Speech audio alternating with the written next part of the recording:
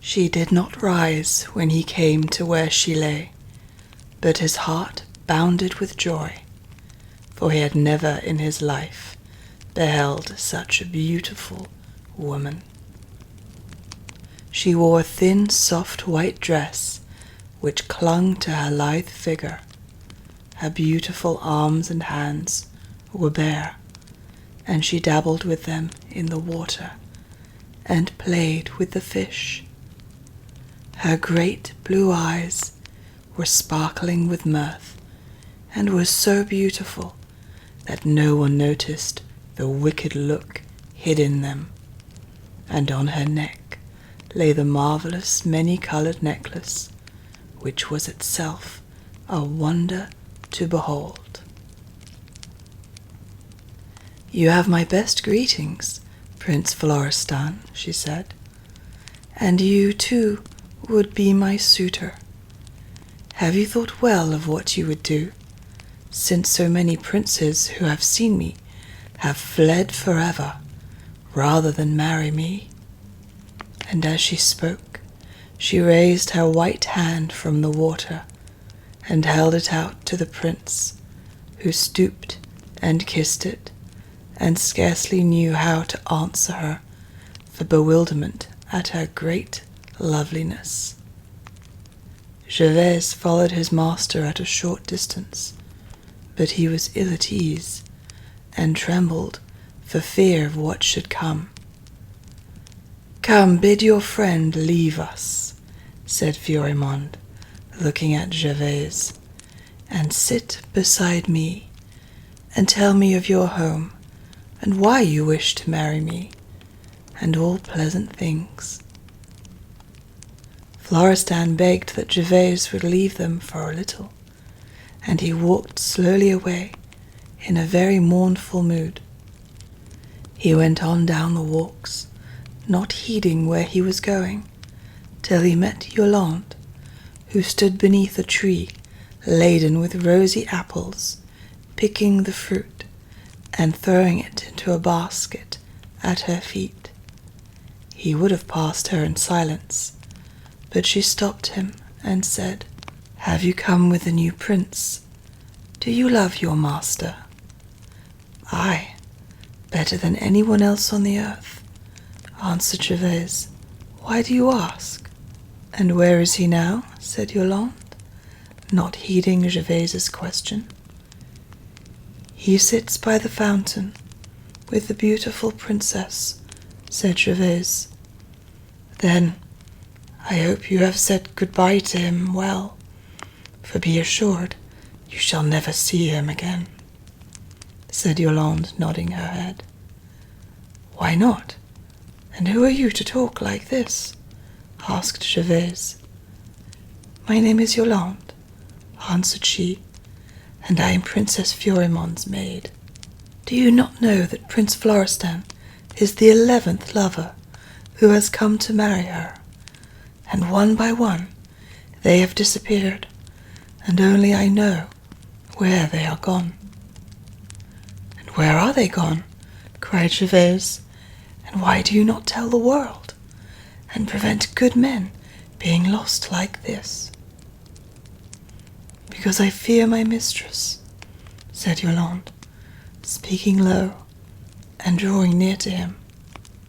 "She is a sorceress, and she wears the brave kings and princes who come to woo her, strung upon a cord round her neck.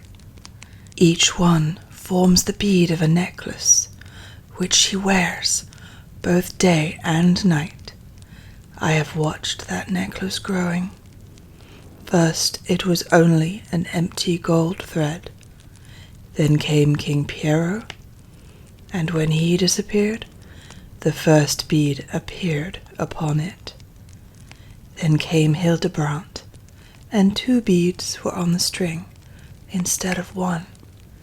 Then followed Adrian, Sigbert, and Algar, and Senred, and Pharamond, and Baldwin, and Leofric, and Raoul, and all are gone.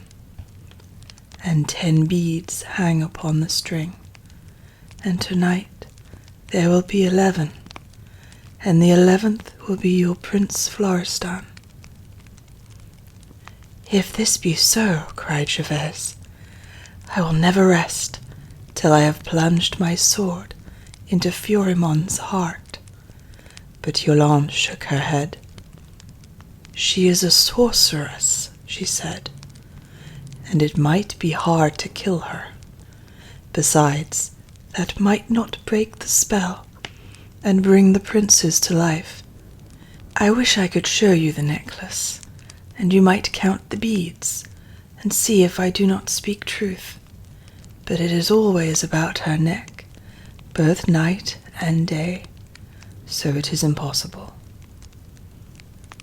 "Take me to her room tonight, when she is asleep, and let me see it there," said Gervaise. "Very well, we will try," said Yolande. "But you must be very still, and make no noise, for if she wakes, remember, it will be worse for us both." When night came, and all in the palace were fast asleep, Gervaise and Yolande met in the great hall, and Yolande told him that the princess slumbered soundly. "So now let us go," said she, "and I will show you the necklace on which Fiorimonde wears her lovers strung like beads, though how she transforms them I know not." "Stay one instant, Yolande," said Gervaise, holding her back, as she would have tripped upstairs. "Perhaps, try how I may, I shall be beaten, and either die or become a bead like those who have come before me. But if I succeed, and rid the land of your wicked princess, what will you promise me for a reward?" "What would you have?" asked Yolande. "I would have you say, you will be my wife, and come back with me to my own land," said Gervaise. "That I will promise, gladly," said Yolande, kissing him.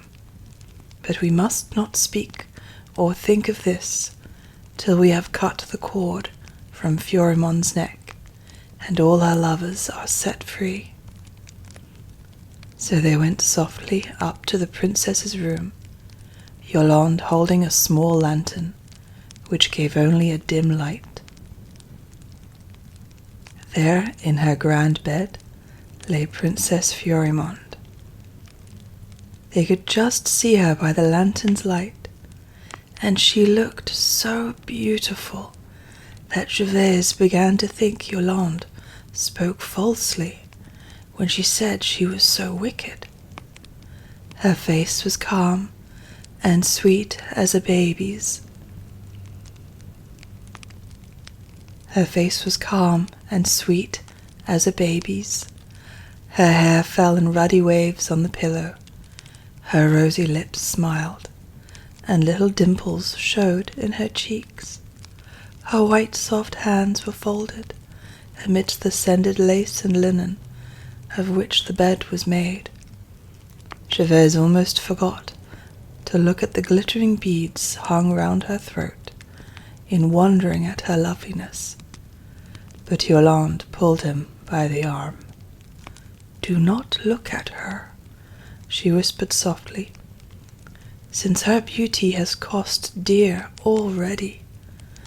Look rather at what remains of those who thought her as fair as you do now. See here," and she pointed with her finger to each bead in turn. "This was Piero, this Hildebrand, and these are Adrian and Sigbert and Alga and Senred, and that is Fiorimonde, and that Raoul, and last of all here is your own master, Prince Florestan. Seek him now where you will, and you will not find him, and you shall never see him again till the cord is cut and the charm broken." "Of what is the cord made?" whispered Gervaise. "It is of the finest gold," she answered. "Nay, do not you touch her, lest she wake. I will show it to you." And Yolande put down the lantern, and softly put out her hands to slip the beads aside. But as she did so, her fingers closed around the golden string, and directly she was gone. Another bead was added to the necklace, and Gervais was alone with the sleeping princess. He gazed about him in sore amazement and fear. He dared not call, lest Fiorimonde should wake. "Yolande!" he whispered as loud as he dared. "Yolande, where are you?" But no Yolande answered. Then he bent over the princess and gazed at the necklace. Another bead was strung upon it, next to the one to which Yolande had pointed as Prince Florestan. Again he counted them. 11 before, now there are 12. Oh, hateful princess! I know now where go the brave kings and princes who come to woo you, and where too is my Yolande. And as he looked at the last bead, tears filled his eyes. It was brighter and clearer than the others, and of a warm red hue, like the red dress Yolande had worn. The princess turned and laughed in her sleep, and at the sound of her laughter, Gervais was filled with horror and loathing. He crept shuddering from the room, and all night long sat up alone, plotting how he might defeat Fiorimonde and set Florestan and Yolande free.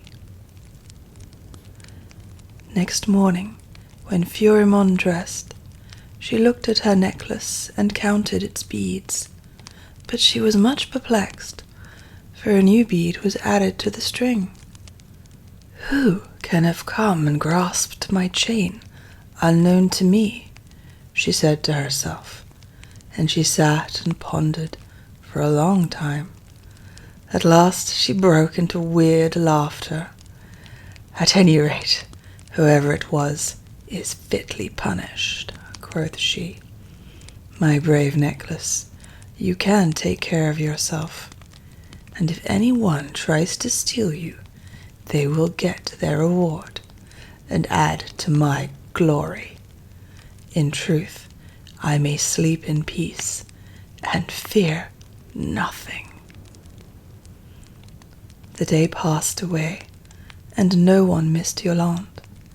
Towards sunset, the rain began to pour in torrents, and there was such a terrible thunderstorm that everyone was frightened.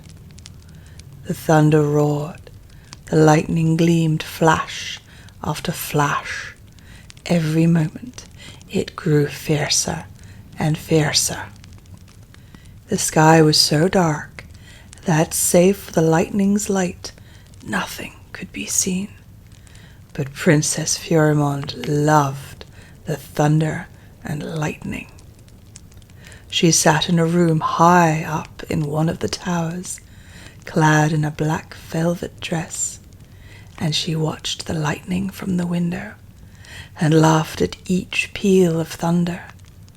In the midst of the storm, a stranger, wrapped in a cloak, rode to the palace door, and the ladies ran to tell the princess that a new prince had come to be her suitor.